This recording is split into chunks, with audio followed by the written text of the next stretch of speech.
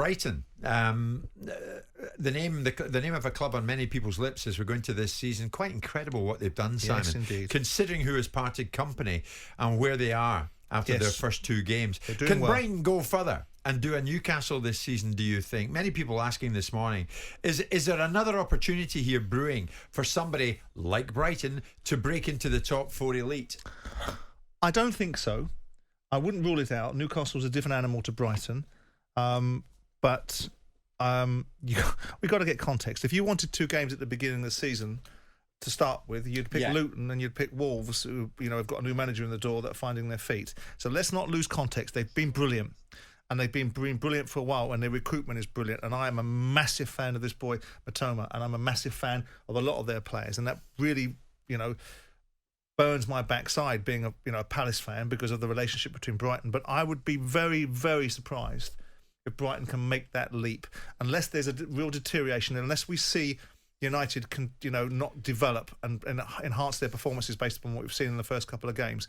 Unless we see Tottenham being nowhere near it, Chelsea being nowhere near it, I don't see Brighton getting in the top 4. I think it would be remarkable if they retain the position that they got last year. Because look at the runners and riders, look at the Villas of the world, look at the sides that are there that have got lots of money, lots of stature, and are compelling in their own position. So whilst I think the manager's done brilliantly, and whilst I think the recruitment is brilliant, this is a moment in time. It was 25 years ago, everyone was telling everyone how wonderful Charlton was and how wonderful that football club was run, and they were the poster boys for everything good in English football. Sure.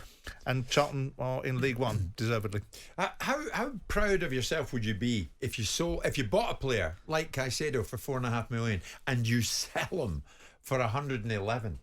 Well, I mean, you would know. What kind of business is that other than miraculous? Well, it's very good, and it's a very good situation. It's as good as Liverpool buying Coutinho for $8 million, selling him for $150 million. True. I mean, these things happen. It's scale, it's opportunity. You're in the right place. If you start to believe your own press and start to believe your own hype and start to buy into what people tell you that you are, rather than what you've gotten lucky.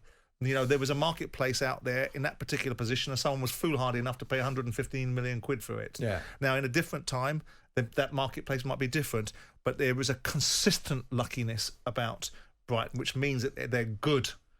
The harder they work, the luckier they become, to take the Gary Player analogy. They're very good at what they do. They're very diligent. They're very professional. They're not just doing it in recruitment. They're doing it in the dugout. And half of their recruitment is compounded by their manager's brilliance. Because it's the manager that's making these players shine.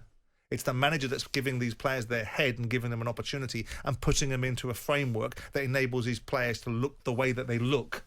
And that was Potter, and it's now this boy De Zerbi. So you've got to give Brighton, Tony Bloom and all his analysis and the recruitment background that they had in that space, with Dan Ashworth initially being there, a load of credit. They've got a brilliant chief executive in Paul Barber. All of this is working right now. But top 4, but these are moment in time. Too big an ask. Top 4. Yeah, I would be surprised. At the moment. Jim White and Simon Jordan. Monday to Friday mornings from 10 on AM, on DAB, via the talkSPORT app and on your smart speaker. talkSPORT.